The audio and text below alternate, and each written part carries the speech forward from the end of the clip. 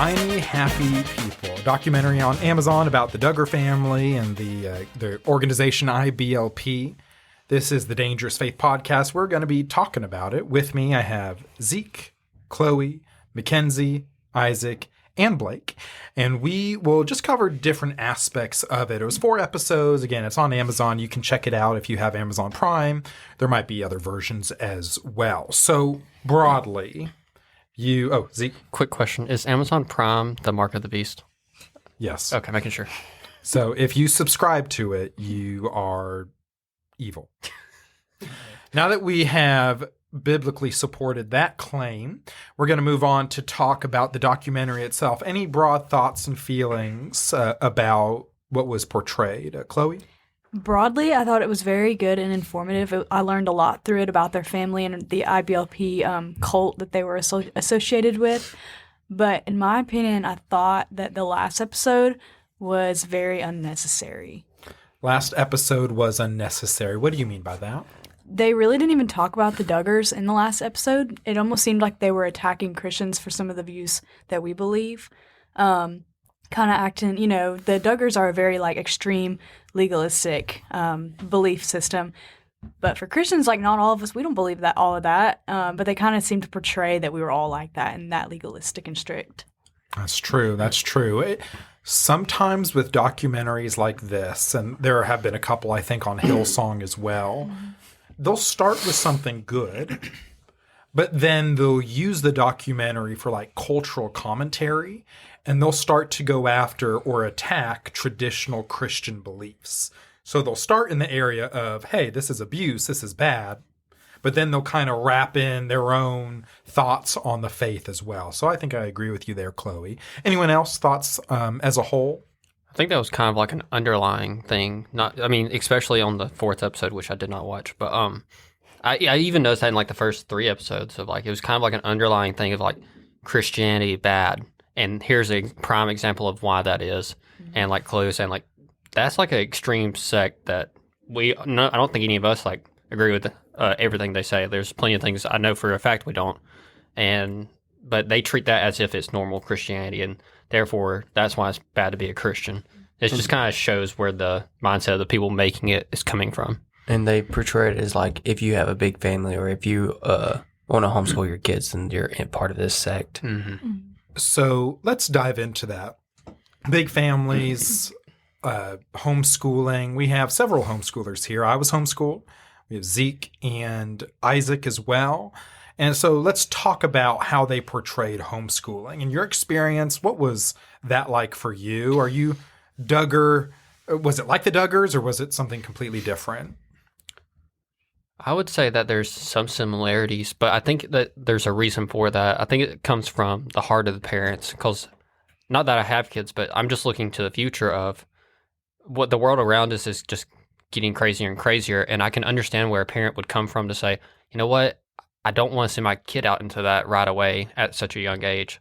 So I think it always, with all homeschoolers, I think that's part of the heart of it, is just not wanting to have to send your kid into a crazy world before they've had time to grow up, and also wanting to protect them as long as you can. The problem that happens whenever you try to take control over every little aspect of their life, kind of like what happened with them, and to the point to where they don't have any say or control over their own actions. Yeah, and not that I agree with all the values that they have, but that's kind of one of the things with homeschooling is you want to give your kids the values that you have, how you believe things are in the world and stuff like that, and how the world works and all that. So I don't think homeschooling is a bad thing, but I don't totally agree with everything that they believe either. But to our experience, it was nothing like that in the sense of I think some of the, what's the word?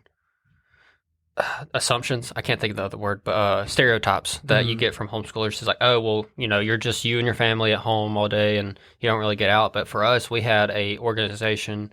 It was like a homeschool organization where other homeschoolers would kind of meet up and hang out. You have social interactions. There's probably 30 plus kids that we met with every week to do that, and we go on field trips. It felt like probably every other week or at least once a month to different places where we and it wasn't just vacations, Ruby Falls, places where we could go learn different things that we were learning in class. Civil War reenactment places. And a lot of different stuff like that.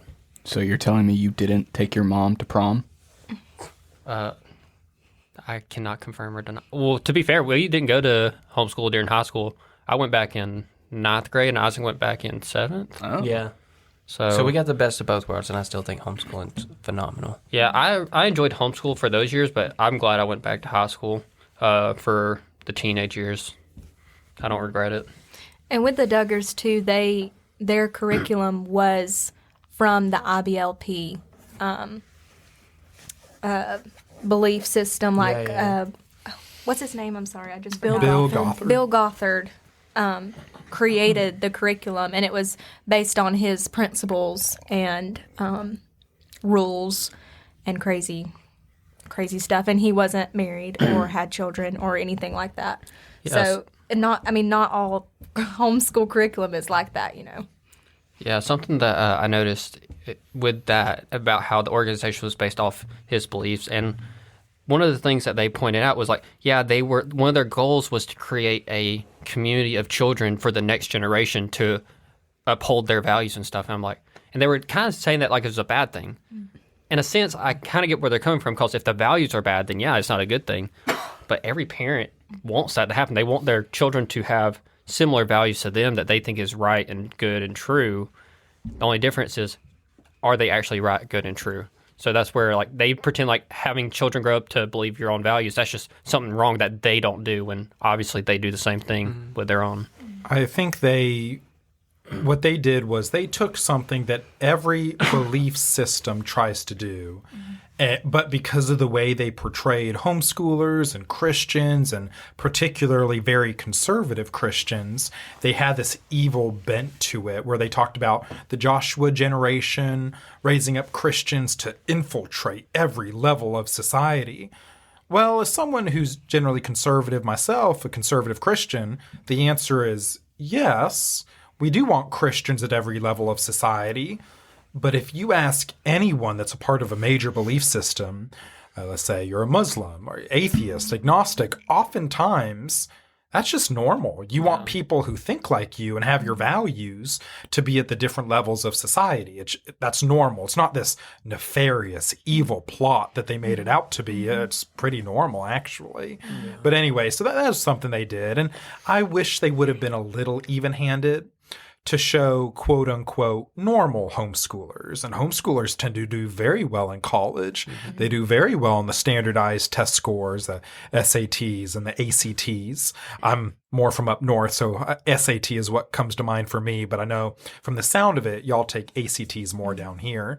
But anyways, I wish there would have been a bit more even-handed portrayal of homeschoolers. Mm-hmm. But going back to one of their main contentions, when they made the documentary, and obviously all abuse is evil, and so we denounce it, we reject it, abuse of power, sexual abuse, all that.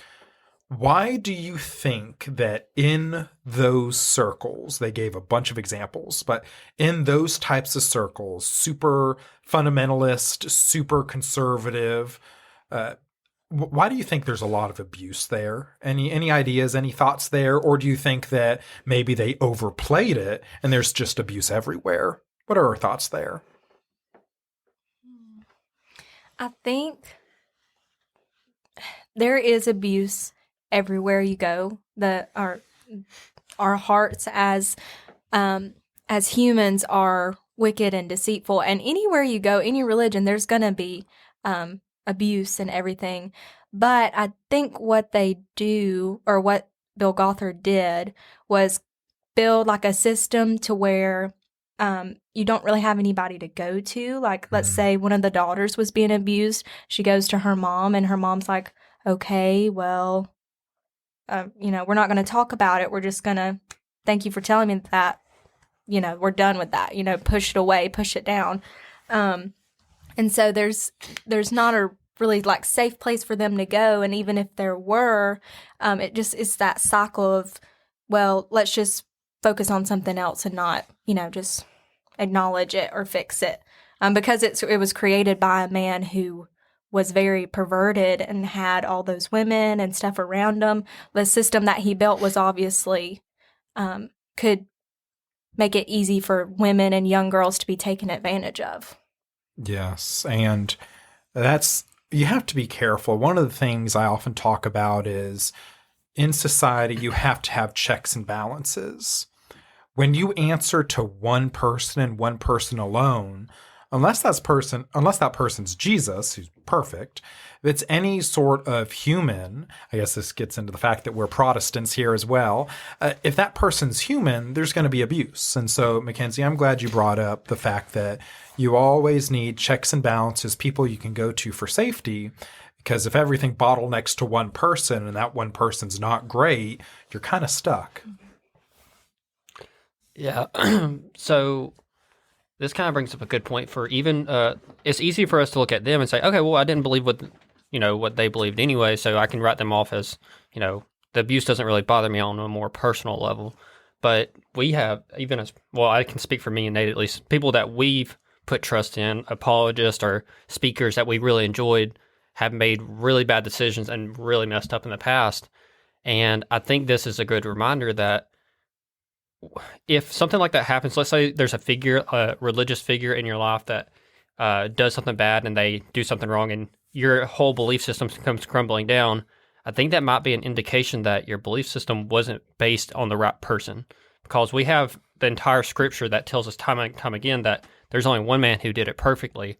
And all the examples that he chose to use in the Bible through Abraham, Isaac, Jacob, etc., they all messed up. David, especially.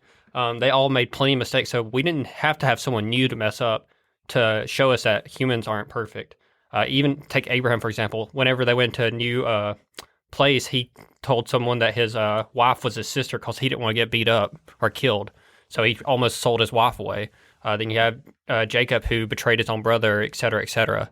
So these things shouldn't be things that hurt our faith. It should just be like something like, yep, this happens. We're human. And you know what? I'm not going to follow that person anymore. Yeah. And ultimately, it comes back to Jesus. Yeah, I agree.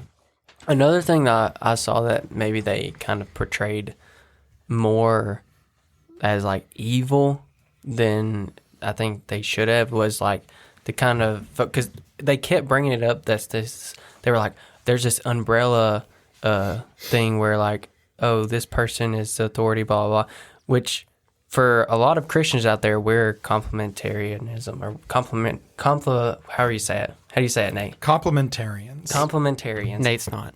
And I know. And so we believe that God has set like a role of authority where like the man's over his household and all that stuff.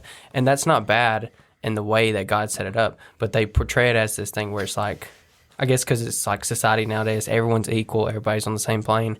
They set it up to where like, oh, this is horrible, this is why there's so much abuse, when I don't really believe that was the main root cause. Like, maybe the guys took it too far and they pushed too much power because they weren't really doing it for the right reasons, but I don't think that's what was the main, the structure of like having authorities and stuff is not why there was abuse.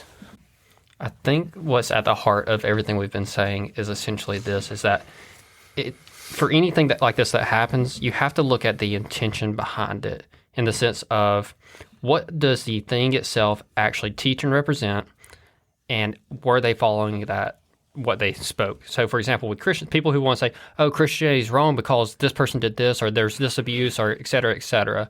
But is that what Christianity actually teaches? Because if we actually read what Jesus said, he said, love your neighbor as yourself.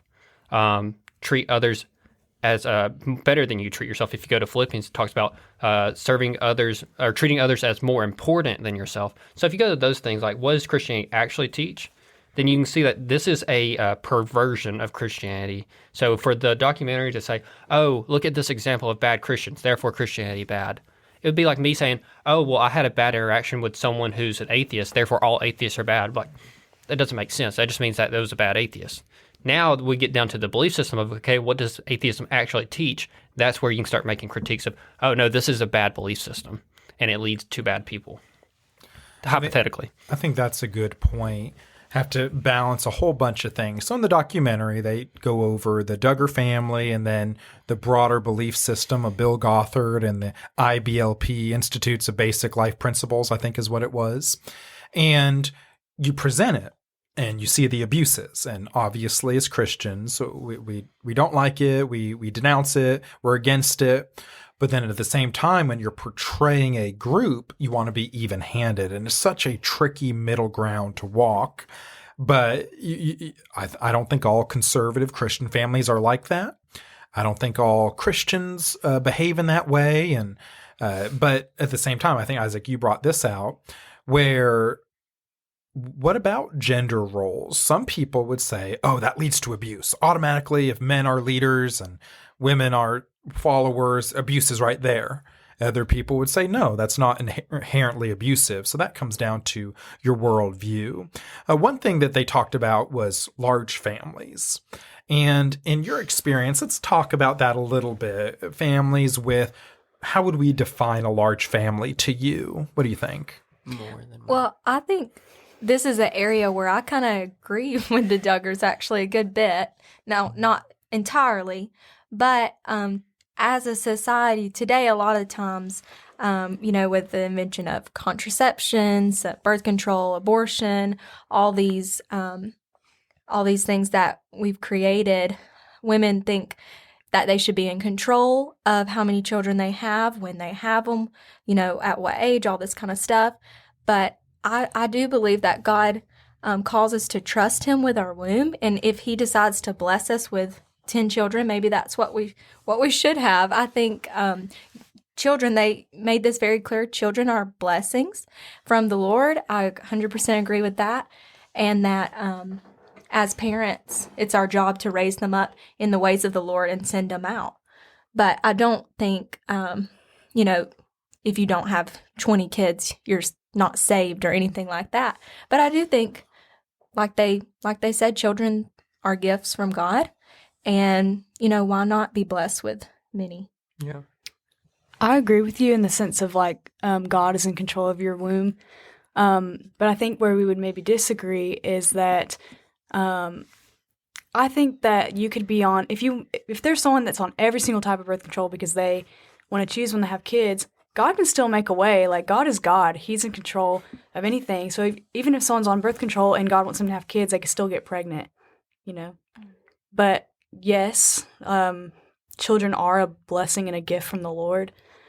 But I don't know that means you have to have 20 plus kids like they did, or 19 kids. And I think a lot of women think they'll automatically have 20 children. But, for one woman, it may be 20 children like Michelle, or it just may be 2. Like that may be all you get. I think a lot of the times we think like, oh, if I go off birth control, I'm going to get pregnant right after I have another baby and stuff. But A lot of people don't. A lot of people can't even get pregnant with one baby. And sometimes some people get one and then they keep trying and they don't even get that second one. I think sometimes we overly assume that we can have 20 children. Yeah. We sometimes or can have we can. one. Yeah. Mhm. Yeah, and I think too, God sometimes calls us to other things. Obviously, I want to be a mother one day, but I also am trying to get established professionally first with my being in PT school. And so it's not really possible for me to be in PT school and have kids at the same time. I would not get through the program, and that's just a fact. But if God really wanted me to get pregnant right now, then I would take that with open hands and just say, okay, God, that is your will for me. I'm going to have this child, and it's going to be a blessing. Yeah. Yeah. A lot of different thoughts there on families, size of families. I think that, that's a whole debate we could get into. I'm not wanting to do that, but it's something that the documentary highlighted, so I thought we should go over it. Overall, with the documentary, the tone, the guests who were invited, I'll mention that. Oftentimes, they'll invite guests to give cultural commentary. And I just noticed that the guests were of a certain kind of mindset.